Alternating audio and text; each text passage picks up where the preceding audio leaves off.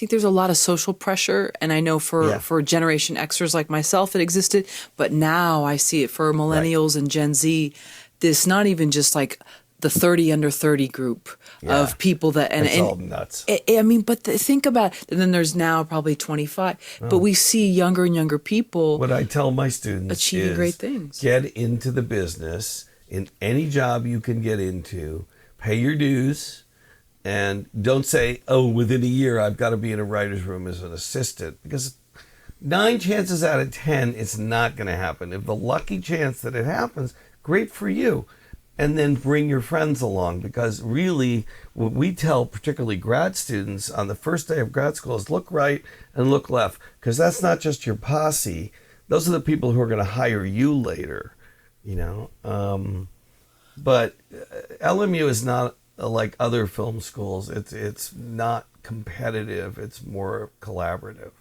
So I know USC is very competitive, and I think that's too bad, because collaborative environment is always better. To nurture other people while you're trying to get what you want means that you'll always have people you're working with. Most of my seniors come out, and if they haven't changed their mind about writing, they work. They're all this crop of seniors that just graduated in May. They're all working in the business. But we'll want to edit the bad stuff about USC out of there. Nah, keep it in. No. Well, we can't. USC grad. We can't ask this though. No schools mentioned, but how can one tell a collaborative environment versus competitive? Because sometimes competitive can mask as collaborative, and then once you've been around a little bit, you start to see. Do people care about not just their own work, but other people's work? Are they involved? Do they work on other people's work? I think that's a big tell. And what are the teachers like? What are your bosses like? Now, the difference between school and a job is, hey, if your boss is an asshole, there's not much you can do about that except quit. So and it's good for you to work for assholes, I think, because you will learn, especially early on, because you will learn how to deal with difficult people, which is part of life, right? So unfortunately, look, I have to work with Peter every day. I mean, no, but you've asked a really nuanced question. Oh, good. I'm which nuanced. is another pedagogical term, nuanced. Because I don't. You're making it sound like it's binary. Are you collaborative? We don't know the word binary, Peter. 0, 0, 1, 1. No, okay. Oh, she's thinking mathematically. He means it's not one or the other. I'll get my answer in. I know I will. Right. I doubt it. I'm patient, just like Adam. If you start speaking English, perhaps, but. And so, the fact is, in any environment, the difference, the places where you find that it's competitive, you'll find people being very evaluative, particularly negatively evaluative. That's not a good idea because that wouldn't work because... I don't allow that in my classes at all. But good ideas are always recognized. So it's always competitive because if you have the best ideas, you're recognized as the best. Like LMU works really hard to be a supportive environment, yet Jeffrey said, here is the student who clearly was head and shoulder above everybody else. You're going to get noticed by the quality of your ideas, so it's competitive to the extent that you could stratify who are the best to the worst writers, whether you're supportive or competitive. Mm-hmm. But the difference is the lumps you take along the way. Yeah. In other words, some people, again, come with this idea of, look, it's an aggressive marketplace. We want to prepare you for it. So if your ideas suck, we're going to let you know it because then you won't have so many sucky ideas later. Yeah, the only thing, as opposed to other places. I mean, I know, for example, people come to me all the time with ideas saying, can you give me notes? Here's my script. And what I found is... charge for that, I think. What I find is I almost never give criticisms. What I do is I ask questions. And so if something doesn't work for me, I don't say that doesn't work or that's no good. I say, have you thought about this? Or why does it work to have this be that? Is there another way to do that? So it's never coming out as a put down because people get very defensive when you put their stuff down. And Doesn't I help don't want them either. and I don't want to dampen their their enthusiasm. And at the same point, I don't think it's helpful. We're asking them thought-provoking questions that they can answer. Eventually, if they're smart enough, they realize it's a criticism or it's a flaw, but it's not negative. It makes them think, how do I solve a problem? So I'd like to recast it as problem solving. You know, I think it helps to realize that, believe it or not, Aaron Sorkin has written some pretty crummy scripts, and he would probably be the first to say so. So, you know, even the best people are not at their best. Oh, there's a famous mom, W. Somerset mom, saying that only mediocre writers are at their best all the time.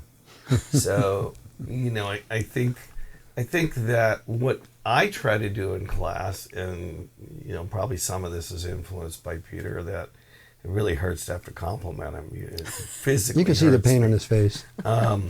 Is But you don't see me kicking his ankle. It would never occur to me to say to any student, and I haven't had the experience of a student with zero talent. I've never had that, because it's really hard to get into LMU now, and we are number 8 out of 10. We're in the top 10 film schools now, so plug for LMU.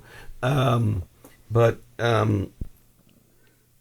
even someone who was really untalented, I would probably do what Peter just said. I would probably say, do you really want to write?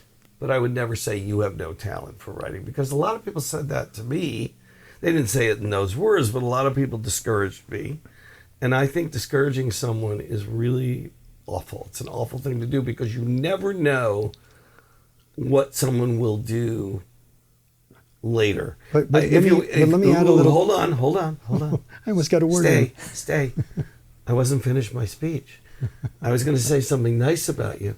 If you had told me 10 years ago when I met Peter that he was going to write a novel, I would have said, nah, Peter will never write a novel. That's something Peter doesn't do.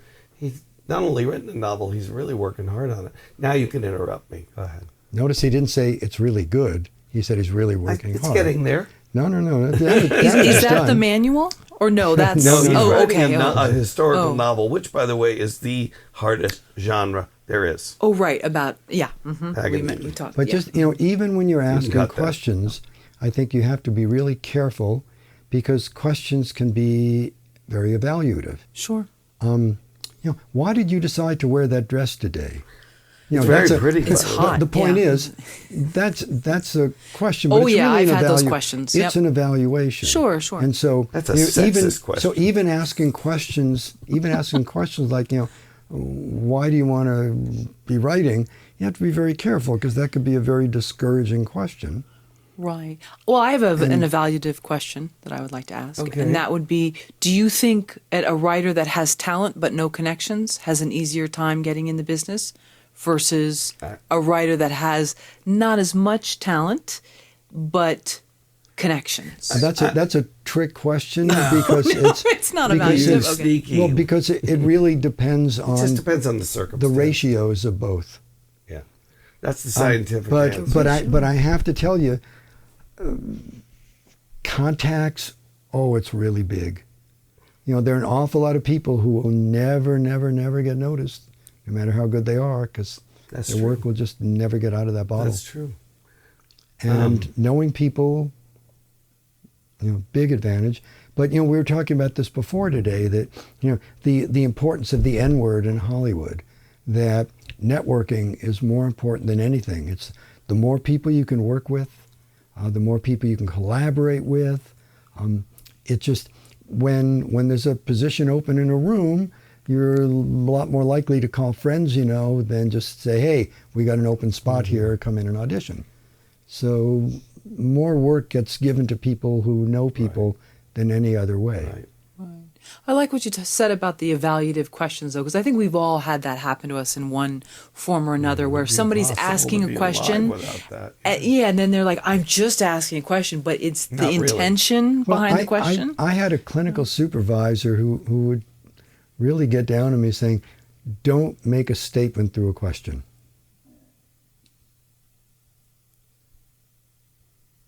almost afraid to Well, no, it's just, again, if I said, we use the same question again, why did you choose to wear that dress today?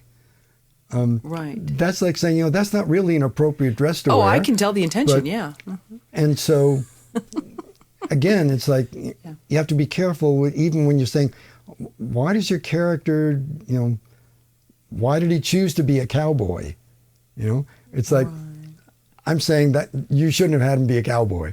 Yeah, I can And see so it in it's your very- face and So the the ones intonation. who are possibly paying for it, I think that changes the. But I mean, I picture, think the important thing is when you're asking questions to give them the appearance of wanting information, which Rather is than very a different than judgment. giving an evaluation. Right.